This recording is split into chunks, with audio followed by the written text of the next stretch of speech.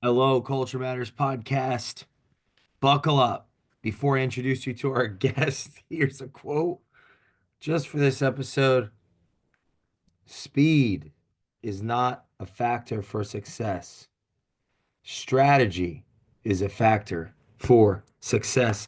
Chapter 7, High Selling. Christine Beckwith, author, our guest today, mentor to the masses, advisor. High Selling. We've been reading through the book, chapter one, two.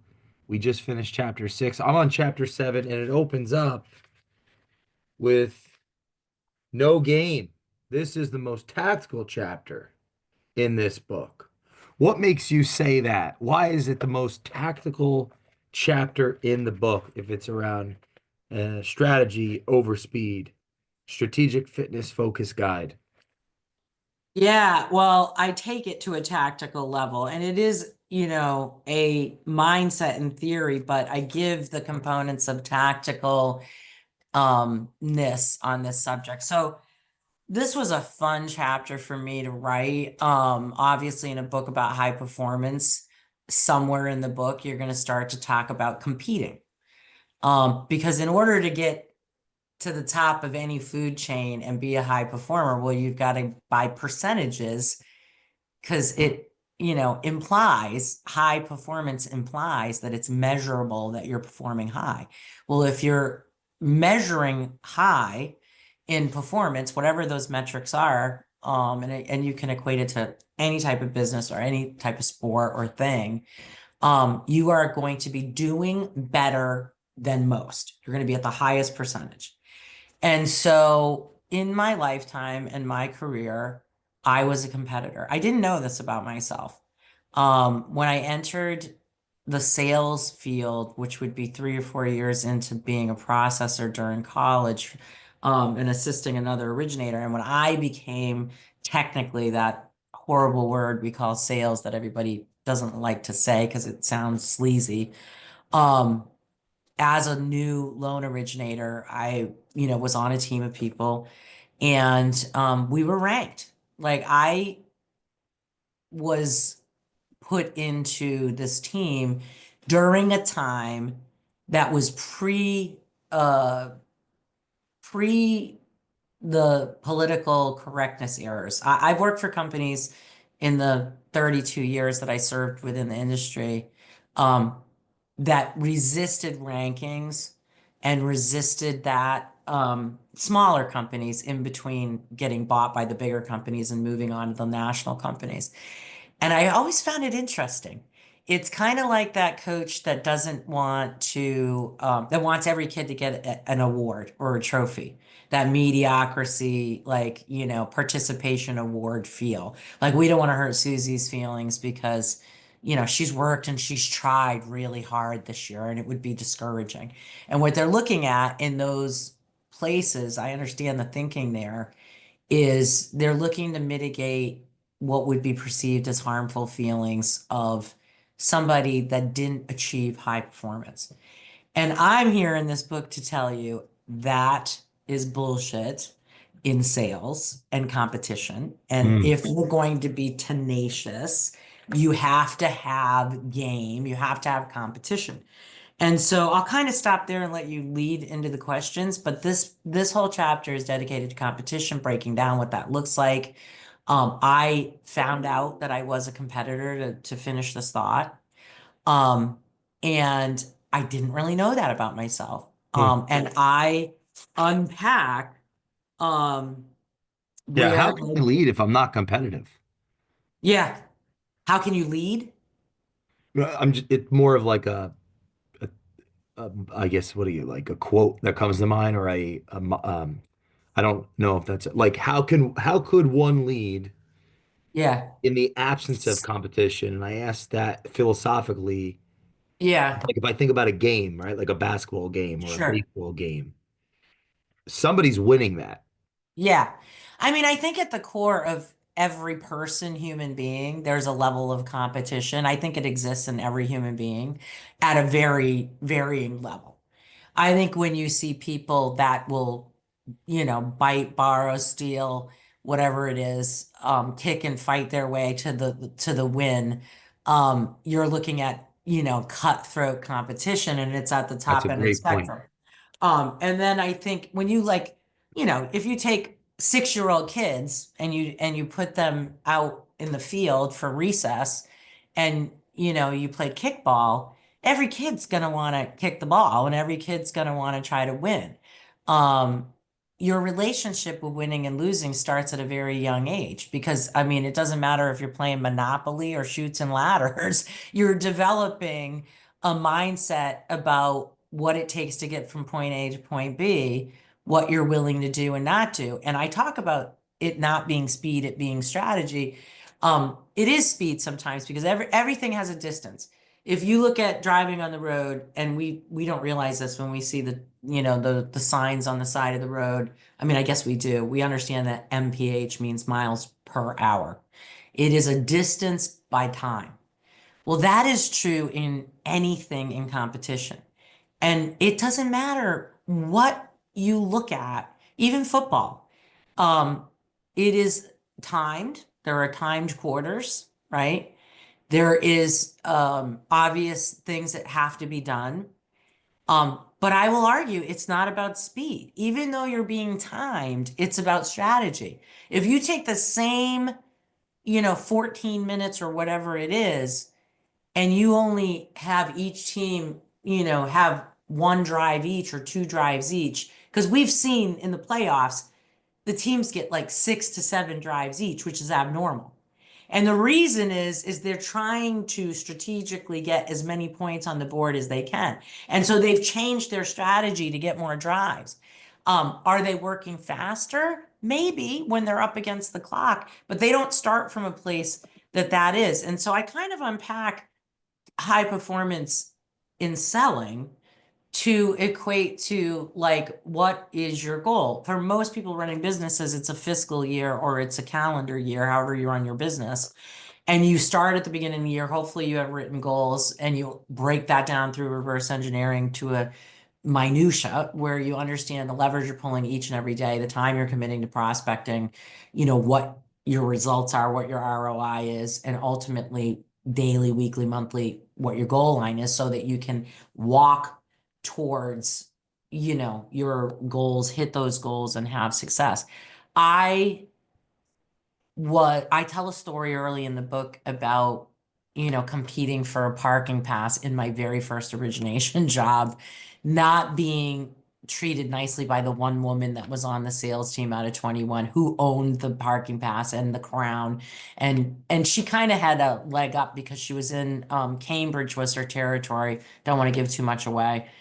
Again, this is 30 years ago, and at the time I was working with her, she was in her 60s. So I don't even know if this woman is on this earth. I'm not trying to damn this woman. I don't think anyone's going to figure out who this person is. However, she was not kind. And her average loan balance on our team in Massachusetts was higher than everybody else. So everybody had to do 2 or 3 units. Companies to her one. And companies, as we grew over time, would weight their competitions between units and volume. So like at H&R Block, where we had 210 branches and 14 districts, if you were in Cincinnati and you did 10 loans, opposed to being in Boston and doing 5, Boston might still beat you on volume. So if the competition was only measured on volume, and by the way, that's how the profit is rendered for companies is on volume, but if you want people to really compete and not give up, you've got to weight it 50-50 volume units. So in that scenario, with Cincinnati being 10 and Boston being 5, those people would have earned the same points in that competition because it would be weighted, in that competition. I digress. I sat in that room the very first time as a loan officer, and I was asked to join at the beginning of their calendar year. I started at, the starting point of the competition to get the parking pass. And I remember sitting there thinking, with nothing in my pipeline and not a real plan and really nothing more than just, wanting to get out there and compete. And they had given me a territory and it was a crappy, low income, low loan balance territory. I just remember thinking my inner sales voice was saying to me, you're going to have that, parking pass. And I go on to tell the story that I did. It took me like 16 months. I surpassed the 21 loan officers on that team. I took that from her. And I'm really chest beating in this book because I said I really, really enjoyed my win. I would stand at the window in the morning and I would watch this fat old woman walk a long distance from the parking lot that she now had to park in and revel as I sipped in my coffee with my VIP park next to the elevator pass.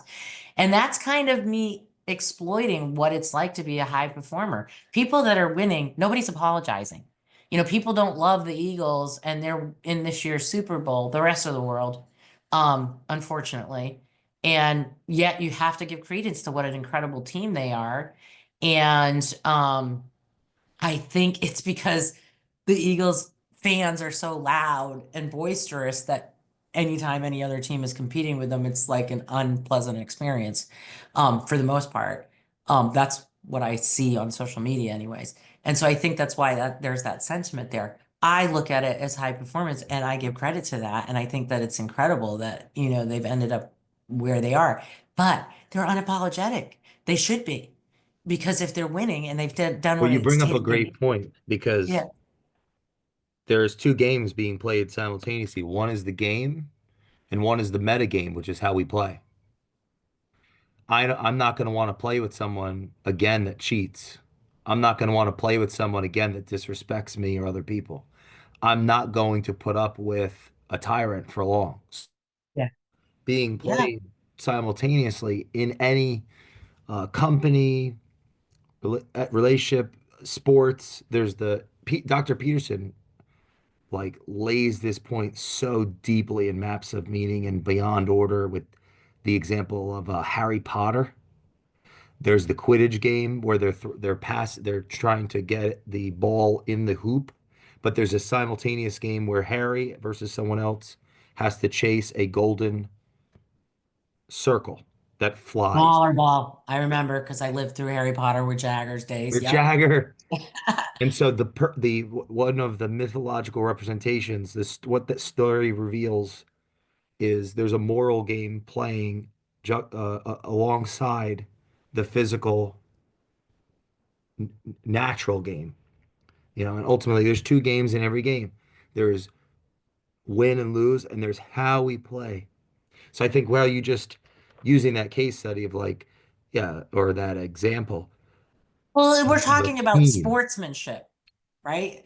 Yeah, which is the Sport. culture conversation to a business. It is. It truly is. And so That's in why my I'm own saying that. It's Yeah, like in my that's own the culture story, I'm piece. not being sportsman-like when I tell my winning story in that first origination year, but I also think I set it up to have the environment and culture understood that I was not welcomed. There was no red carpet laid out for me. I had joined the ranks of a cutthroat team that were not going to give me an inch unless I fought for it. And so, um, Wait, but I want to ask you this because I yeah. think this is really important. Nietzsche said, "Be careful when casting out your demons. You don't lose the best in yourself." There's a component of if you were driven by, hey, you have there's a relationship between yourself and that person in a position of authority, Mhm. influence, and power that may have been abusing it. Like, how important, this is my question, how important do you think it is to have something outside of oneself, to push oneself to work beyond what's rational in business, Yeah. in sales, or sales, in sales? Yeah, I mean, I'm going to tell you the winners of business and sports and worlds have these unfathomable ideas and ideologies that the mainstream is going to debunk as crazy, eccentric. Um, it's scary to people that are conservative in terms of not being risk takers. I'm pretty conservative. And so taking risk, becoming an entrepreneur is a polar opposite mindset of somebody that likes to play it safe. And so what's interesting about the dichotomy of that is that I did understand I can play it safe in my life. I can play it safe with my finances. I can be conservative in my approach to a lot of things. But in business, competition and doing the go for it mentality that's required to like win and do something extraordinary, I don't want to bring up controversial names right now that are political figures because I think there's too much going on right now.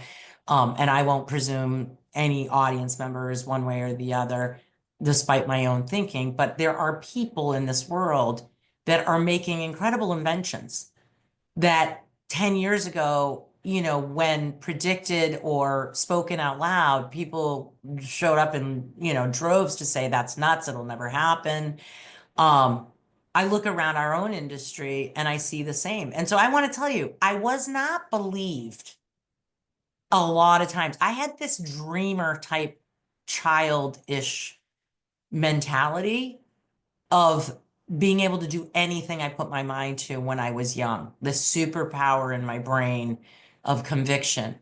And there were a lot of times that I won things as a child and I was beating popularity. I wasn't the popular person, but I was winning in this area or that area because of my passion. And I was winning people over in the process because I was driving from this heartfelt, honest place. And we all attach ourselves to that heartfelt story. I mean, I think ESPN tries to spend every Sunday unpacking those heartfelt stories so we can get behind the players' understanding because it's way different to watch somebody do a touchdown, that we just know as a player on the team, opposed to like knowing their life story and what they've overcome and what that moment actually means to that person. And I think what has helped me in my lifetime, and this chapter unpacks this, I say in this chapter, um, assess your competition. I give you a strategic fitness focus guide within this chapter. And I talk about beating, when I wrote Wise Eyes, See Your Way to Success, my first book, what was prevalent in my mind as I sat on the beach, having just closed down H&R Block after a long run, 10 plus years, was that I had been winning at a higher rate than most of my peers. I won promotions at a higher pace, less tenured, and I did it all on results. If I could prove that I could be in the top of any category sales wise, I knew that that was a passage, a rite of passage for me to at least be considered. I have to tell you, my last promotion at H&R Block was premature and I won it. And they didn't all come easy. I mean, there's many times I applied and it took me, I made it the first time I went for district manager, I was up against 7 other men. I didn't get it. I got down to the final two. I had to wait 2 more years, go again. I went up against 10 men. And I won it that time. But it was 2 years is a long time to wait between a loss and a win, striving to get somewhere. But in my final time, and I was promoted many times after that, um, I'd only been in the previous position like 7 months. And I even thought going into that it was a long shot, even though my numbers were better than anybody else in every way that you could look at it. I retained more employees. The metrics that really counted is the same as sports. Did people like working for me? They did, as surveyed. Did they stay with me? Yes. And the longer you can get people to stay with you, the more you can get out of them. Did they trust me? They did. Their performance by seat was higher than every other salesperson. My team outperformed the rest of the teams. And by the way, my team, when I was going for my last promotion, was 600 loan officers. And um, these were in the Chicago, Denver, Las Vegas, and New England markets. And I had to go into these places with male dominance, in terms of numbers and win these men over. Luckily for me, my reputation preceded me, and I just threw my hat in the ring, and I kept throwing my hat in the ring. When I wrote Wise Eyes, I gave away the recipe of what I believed allowed me to advance over and over again. And in the end, it was about results. But in this book, I talk about how I dismantled my competition because I studied my competition. And instead of doing some defensive, like shit on your competition game, which I've never done, I will talk up what my competition does great, but then I will actually talk up what I do great that is their weakness. And it is a secret language to people that listen to you, because if they know this other person is not good at this, if they know this other coach doesn't have what I have in an area that's needed in this business, and I flex on that, that we have that and we have it strongly and it's needed, it's married with a need. And that's the recipe. What does the person you're trying, the job you're trying to get need? What are you trying to achieve? How are you going to get there? What's your strategy? And what is your competition going to do? Um, I come from a family of race car drivers. And so even as a teenage girl, I was taught by my great aunt sitting in the bleachers at these race places that when it came to certain laps, that my uncles who raced these cars were going to undercut in the corner at a higher speed, um, to get past the people in front of them, which is a move they did not do on the first 20 laps. And every race car driver knew these were the openings, and it comes down to like tenacity and strategy. So winning takes experience. It takes knowledge. It takes understanding what the guy next to you is going to do when he takes that corner. It's timing in some cases. Um, but it's not really about the speed. And that's funny using a race car analogy because everybody's at top speed. But when everybody's at top speed, they're all at zero. If everybody's driving 100 miles an hour, they're all driving zero. It's neutralized. And so the same is true in life. If you are in a neutralized, if everybody in the mortgage industry is doing the same marketing, you're neutralized. So what are you going to do to be able to strategically win more business, racing the same car as the people around you in a meaningful way, understanding what they're not good at, exploiting what you are good at, and knowing when it's time to do that because of the need of the person buying your product. So if you can understand all of those things, you're going to win. And so that's what this chapter is about. And I go into it. I talk about collaboration and buy-in.